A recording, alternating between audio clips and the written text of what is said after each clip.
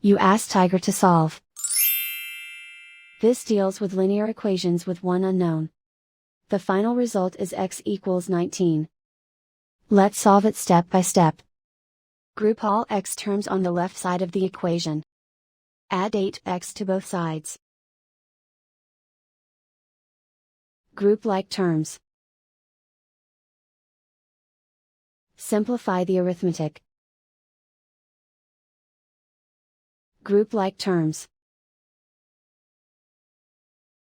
Simplify the arithmetic. Group all constants on the right side of the equation. Add 90 to both sides. Simplify the arithmetic.